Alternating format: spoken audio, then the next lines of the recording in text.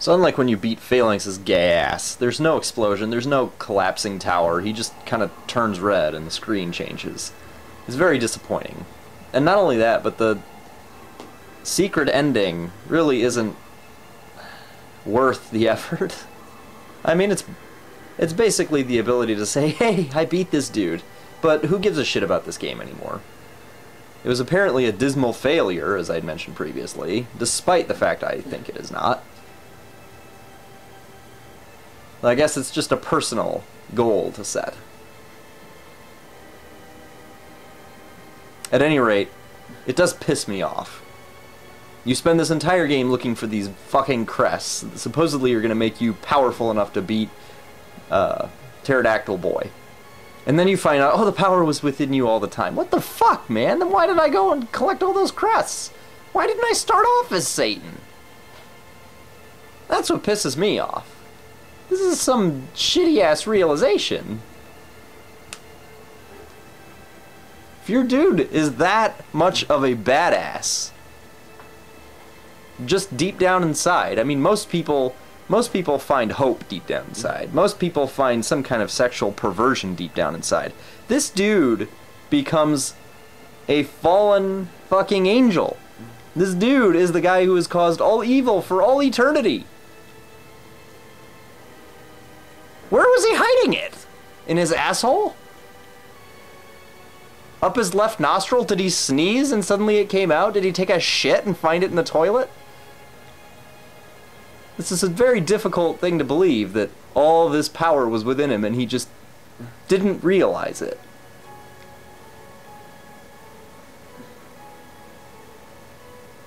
But alas, you're never really given a good explanation for that. Instead, you're treated to kind of a typical sort of ending. You're given shots of the game.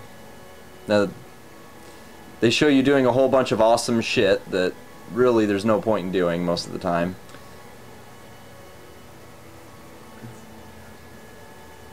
I mean, it's kind of cool to see the game be badass, but I mean, come on.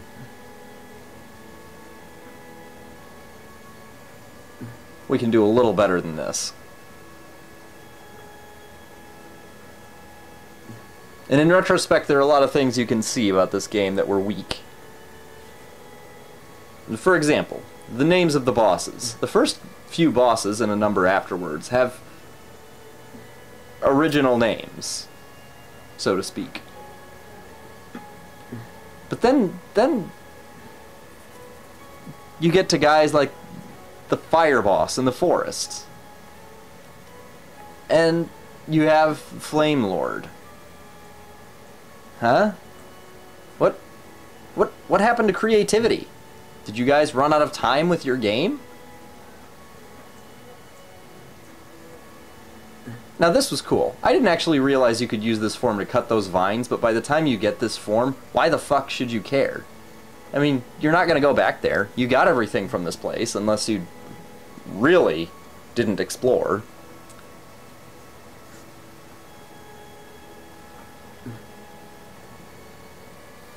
So yes, Flame Lord. He looks cool as hell, but his name is gay as hell. And this dude is just a disgrace. Conceptually, he looks kind of cool. A giant, evil-looking insect with a human face. I guess he's something out of that movie Mimic. But his name is Flyer. For God's sake, what the hell is that? Call him Shaved Dick. Something better than Flyer. Something better than the obvious.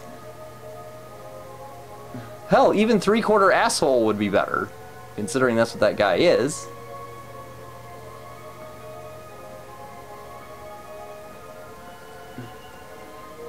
It's just a shame. There's so much potential with this game. Some of it's realized, some of it isn't. I think some of what disappointed me ultimately when I did finish was that the game initially looks like it's going to be very evil, in the sense that the enemies are going to be all fucked up and twisted, but really a lot of the enemies ended up being a bit generic. Flying skeletal pterodactyls, caterpillars. I don't know. It felt a little disappointing.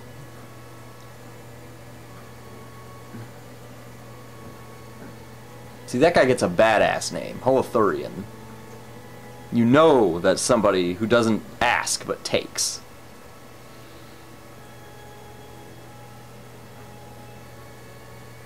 And here, this doesn't make sense to me either. The crest of time rules over the past. You don't go back in time, you just become that much more of a nasty motherfucker. So I'm not exactly sure what they're talking about there. Maybe back in time in the sense that you get some of the power back that you lost from Phalanx. But all you had were the other crests. And the other crests certainly don't turn you into this, just one does. I sense a plot hole, not that I give a shit. It's a video game. But, for the purposes of video and discussion, it's worth bringing up.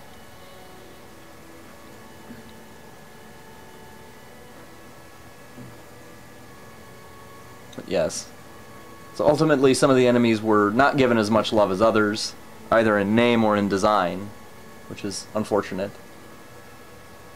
I suppose the lost potential is what makes me wish that this game might actually be recreated, reborn. It's certainly more worthy of being reborn than some games. I mean, this is Mega Man Satan.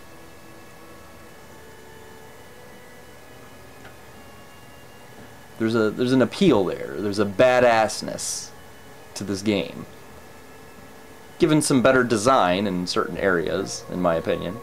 In my very minor opinion, not that I'm a game maker. But you know, you get to see some really fucked up, twisted shit in, say, Symphony of the Night, which this game greatly reminds me of, and graphically.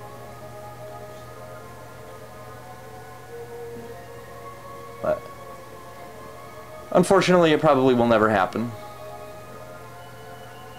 In the end, this always exists. And it's enough.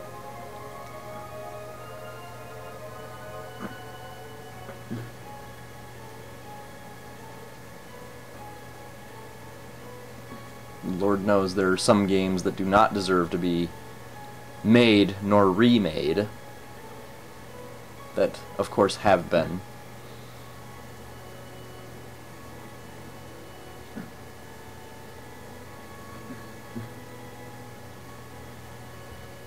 And to be honest, this has been a year of somewhat disappointment in terms of games. Realizing that this game didn't quite live up to what it seemed like it would be. Although I do love it.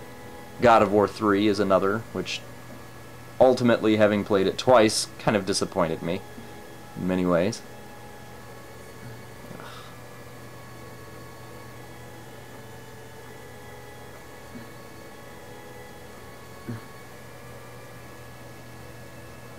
There's a boss who just doesn't deserve to be. You feel disgraced trying to fight him. Hell, what try? You feel disgraced fighting his worthless ass. Now see, if they ever remade this, that is what you should look like. You should be able to grab a dude and rip him in half. You should be able to rip out a dude's intestines and strangle him with them. I mean, look at that dude. You certainly never feel exactly that powerful. Nor do you exactly look that powerful. Hell, in the game you look like you're an anorexic, damned soul of a high school girl. But here at the end, you get a better look at yourself, and you look ripped as fuck. You should be able to use that to your advantage, instead of just blowing fire.